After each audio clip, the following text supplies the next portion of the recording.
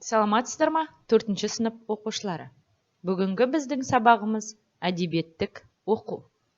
Сабағымыздың тақырыбы ғарыш айлақ.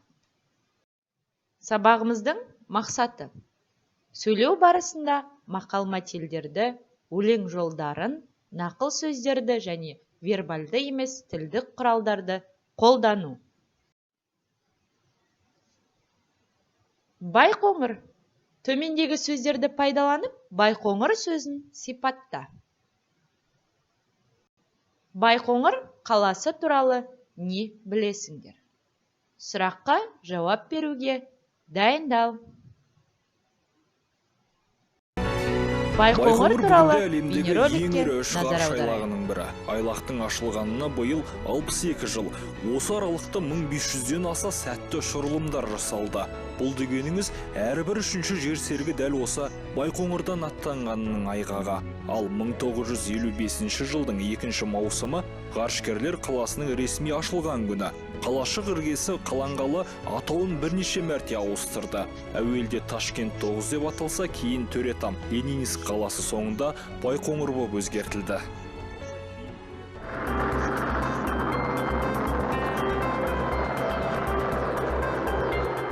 Байқоңыр ғарыш айлағын салу үшін бұл жердің елді мекендерден қашық болуы, экватор жазықтығына жақындығы, ракета ұшырудың қауіпсіздігі, қолайлы қону факторлары ескерілді. Сонымен қатар ауа райының жылдың 300 күні ашық болатындығы да назарда болды.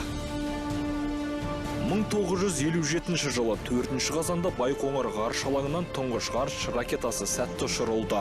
Ол дүние жүзіндегі ең бірінші жердің жасанды серігін орбитаға шығарған еді. Байқоңырдан 1961 жылы 12 сәуірде адамзат тарихында тұңғыш рет Юрий Гагарин Восток ғарыш кемесімен ғарышқа аттанды. Ғарыш алаңының ауданы 6717 шаршы шақырым және солтүстіктен оңтүстікке дейін ұзындығы 75 шақырым, батыс пен шығысқа аралығы 90 шақырым аумақты алып жатыр. Байқоңырдан тұңғыш әуе кемесі көкке көтерілгеннен кейін де қаншама ғылыми зерттеу станциялары, ғарыш корабльдері ұшырылды. Нәтижесінде табиғаттың талай тылсым құпиялары ашылды. Ғылым жаңа арнаға бет бұрды. Демек, Байқоңыр ғарыш айлағының адамзат баласы үшін де, еліміз үшін де алар орны ерекше. Таңшолпан үшін арнайы дайындаған Еркін Сезұлы.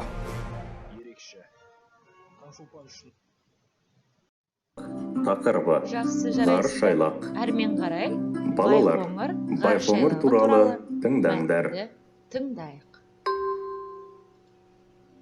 Ғарыш алаңын салу үшін Байқоңырды таңдап алу кезінде бұл жердің елді мекендерден қашықтығы, зымыран ұшырудың қауіпсіздігі, қайтып оралатын ғарыштық нысандар үшін қолайлы қону аймағының болуы сияқты жағдайы ескерілді.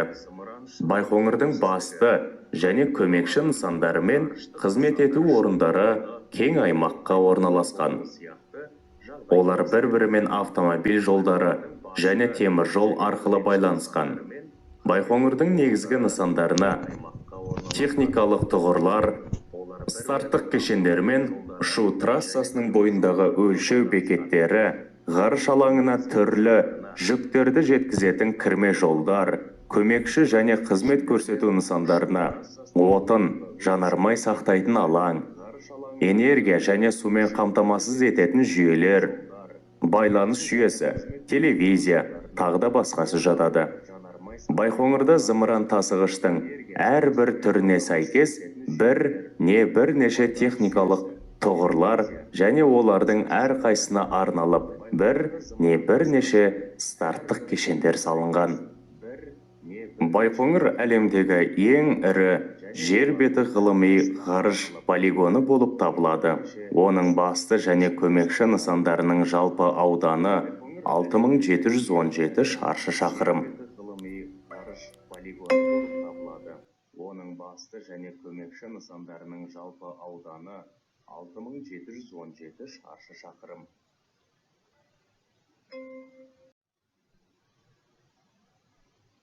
Байқоңыр өлеңінің авторы Сырбай Мәуленов. 1922 жылы дүниеге келіп, 1993 жылы дүниеден озған.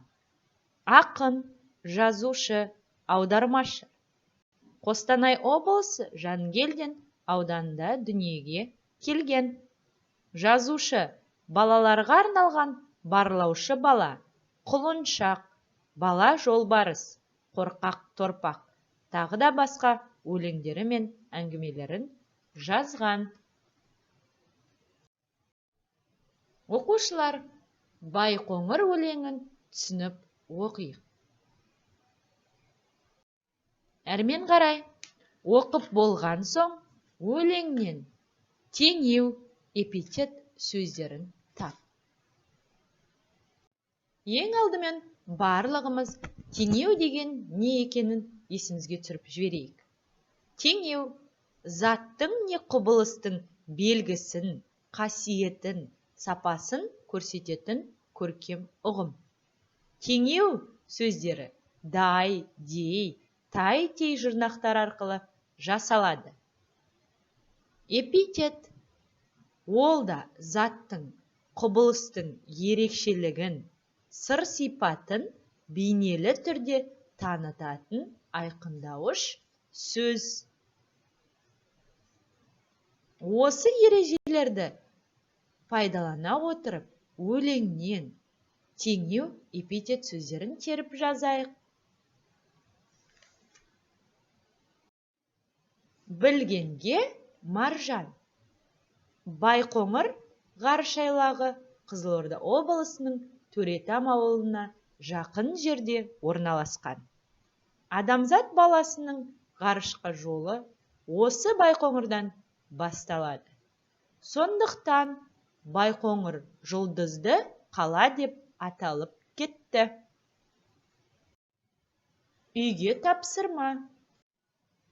Байқоңыр өлеңінің ұнаған шумағын жаттап ал. Және де дәптерімізге Байқоңыр өлеңінен теңеу, эпитет сөздерді теріп жазамыз. Назарларыңызға рахмет, сау болыңыздар.